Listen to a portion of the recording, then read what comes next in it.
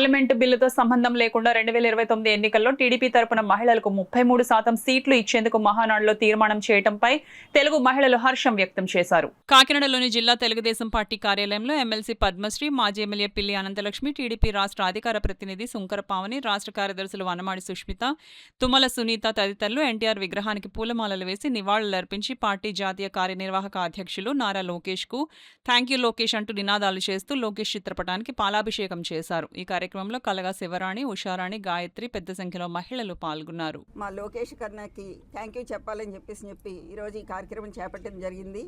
ఏదైతే సమాజంలో సగభాగంగా ఉన్న మహిళలు సామాజికంగా ఆర్థికంగా ఎదిగినట్లయితే సమాజం బాగుపడుతుంది అని చెప్పి ఆనాడు అన్న ఎన్టీ రామారావు గారు సార్వత్రిక ఎన్నికల్లోనే కాదు ప్రభుత్వ ఉద్యోగాల్లో కూడా రిజర్వేషన్స్ కల్పించి మహిళలు ముందుకు తీసుకురావడం జరిగింది. అదే పందాలో చంద్రబాబు నాయుడు గారు విలేజెస్లో ఉన్న మహిళలు ఆర్థికంగా బలోపేతం కావాలి, ప్రతి ఒక్క మహిళ తన కాళ్ళ మీద తను నిలబడాలి అని చెప్పి డ్వాక్రా సంఘాలు ఏర్పాటు చేయడం ద్వారా వాళ్ళకి ఆర్థిక పరిపుష్టత కల్పించడం జరిగింది.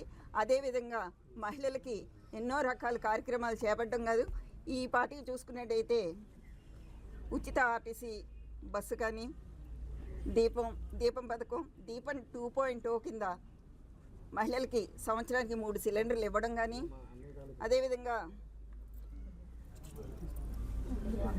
బడికెళ్ళే పిల్లలున్నటువంటి తల్లులకి ఇద్దరున్నా ముగ్గురున్నా సరే సంవత్సరానికి 15,000 తల్లుల ఖాతాలో వేయడం కానీ, వీళ్ళందరినీ కూడా ఆర్థికంగా బలం చేకూర్చడానికి చేస్తున్నటువంటి పనులు. అదేవిధంగా చూసుకున్నట్టయితే డ్వాక్రా సంఘాల్లో ఉన్నటువంటి మహిళలు ఆర్థికంగా ఇంకా ఎంటర్ప్రినర్ కింద పారిశ్రామికవేత్తల కింద ఎదగాలని చెప్పి వాళ్ళకి 45% సబ్సిడీతో లోన్లు ఇప్పించడం, వాళ్ళతో చిన్న చిన్న పరిశ్రమలు ఏర్పాటు చేసుకుని వాళ్ళ కాళ్ళ మీద వాళ్ళు నిలదొక్కునే విధంగా వాళ్ళు ముందుకు తీసుకెళ్తూ ఉన్నారు.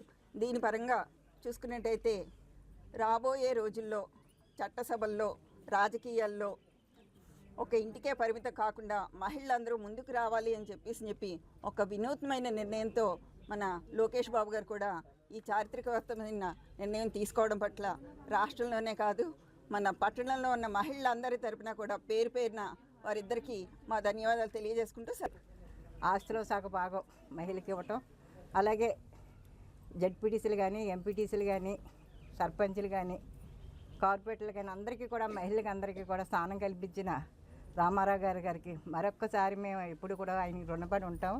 ఆయన పెట్టిన ఈ చంద్రబాబు నాయుడు గారు హామీ చేస్తున్నారు, అన్నీ కూడా ఆయన మాట ప్రకారంగా ఒక్కటి కూడా పొల్లిపోకుండా అన్నీ కూడా చంద్రబాబు నాయుడు గారి మహిళని ముందెట్టి అన్నీ కూడా చేయడం జరిగింది. ఈవేళ మహిళలందరికీ కూడా చంద్రబాబు నాయుడు గారు ఎంతమంది అయితే మహిళలు ఉన్నారు అందరితోటి కూడా పైకి రమ్మని ఫోటో తీయించుకోవడం జరిగింది.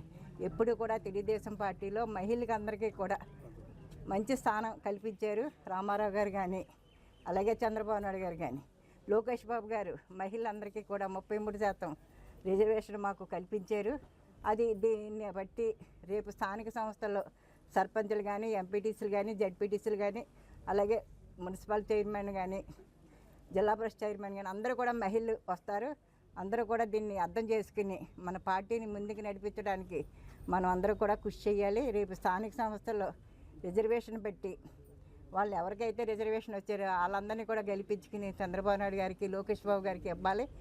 పార్టీ ఎప్పుడు కూడా కష్టపడి పనిచేసి కష్టకాలంలో మనకు పార్టీ నిలబెట్టారు కాబట్టి చంద్రబాబు నాయుడు గారు ఎన్ని విధాలు కష్టపడ్డారో దాన్ని అర్థం చేసుకుని మనం కూడా ముందుకెళ్ళాలి. ఎప్పుడు కూడా రామారావు గారు కానీ, చంద్రబాబు నాయుడు గారి, లోకేష్ గారి ఎప్పుడు మహిళకి ముందుగా ఎక్కడ ప్లేస్ లేకపోయినా ముందుకు రమ్మని కూర్చోపెట్టడం జరిగింది. ఏ పార్టీలో కూడా ఇంత గౌరవం మాకు ఇవ్వలేదు. తెలుగుదేశం పార్టీలో రామారావు గారు మాకు గౌరవం ఇచ్చారు. అందుకే ఈవేళ మేమందరం కూడా మహిళలందరూ కూడా అన్ని స్థానంలో ఉన్నారు. కార్పొరేటర్లు కానీ, అలాగే జిల్లా పరిషత్ చైర్మన్లు కానీ, మున్సిపల్ చైర్మన్లు కానీ అందరికీ ఈవేళ తెలుగుదేశం ప్రభుత్వానికి ముందుకు తీసుకెళ్ళాలి. లోకేష్ బాబు గారు పెట్టిన నిర్ణయానికి ఆయనకి మరొక్కసారి థ్యాంక్స్ చెప్పి మాతో వచ్చిన మహిళలందరితో కూడా ఆయనకి ఇక్కడ మనం చెప్పొచ్చు beauty lies in the eyes of the beholder, అలాగే development lies in the thoughts of a visionary leader, that is మన గౌరవనీయ ముఖ్యమంత్రి నారా చంద్రబాబు నాయుడు గారు అని చెప్పొచ్చు. ఎందుకంటే ఈయన విజన్తోని మన రాష్ట్రం ఎలాగ అభివృద్ధి చెందుతుంది అంటే డిఫరెంట్ సెక్టర్స్ అన్నీ కూడా డెవలప్మెంట్ అనేది చేయడం జరుగుతుంది. అందులో భాగంగానే విమెన్కి ఒక ఛాన్స్ ఇస్తే, అంటే ఒక మహిళ ముందడుగేస్తే తన కుటుంబం బాగుపడుతుంది, అలాగే తనకి నాయకత్వం కానిస్తే సమాజం అనే బాగుపడుతుందనే ఆలోచనతో ఈ నిర్ణయం తీసుకోవడం జరిగింది. మరి మహిళ ఎప్పుడైతే ముందుకు వస్తుందో తన ద్వారాగా తన ఐడియాలజీస్ తీసుకొని వాళ్ళకి ఇనిషియేటివ్స్ అన్నది డిజైన్ చేయడం జరుగుతుంది. అలాగే వాళ్ళ లైఫ్ స్టైల్ కూడా మార్చి వాళ్ళకి ఎంటర్ప్రీనర్స్కి అవనివ్వండి, లేదంటే ప్రతి సైంటిస్ట్ అని ప్రతి రంగంలోనే ముందుకు రావాలి అంటే ఎస్ వాళ్ళకి పాలసీస్ డిజైన్ చేసేది మహిళలు అవ్వాలి, పురుషులు కాదు అని చెప్పి ఇంత మంచి ఆలోచన చేసి మహిళలకి 33% రిజర్వేషన్ అన్నది నిన్న మహానాడులో మనకి డిక్లేర్ చేయడం జరిగింది.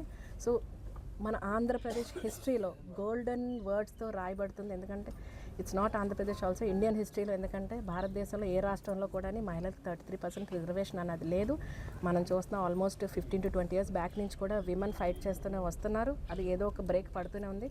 కానీ ఆ బ్రేక్ కేంద్రంలో వచ్చినా సరే రాష్ట్రంలో దీనికి అడ్డు ఎవరు వేయలేరు. సో ఇది మనం తీసుకురావాలి అని చెప్పి నిర్ణయించి మన గౌరవ ముఖ్యమంత్రి నారా చంద్రబాబు నాయుడు గారు, అలాగే యువనేత లోకేష్ గారు ఇది ఒక ప్రెస్టీజియస్గా టాస్క్గా తీసుకొని దీన్ని అమలు చేయడం జరిగింది. రాబోయే రోజుల్లో మీ నమ్మకానికి తగ్గట్టుగా మహిళలందరూ కూడా మహిళా సమాజం కోసం, రాష్ట్ర అభివృద్ధి కోసం, దేశ అభివృద్ధి కోసం పనిచేస్తారని చెప్పేసి మేము మీకు తెలియజేస్తున్నాం.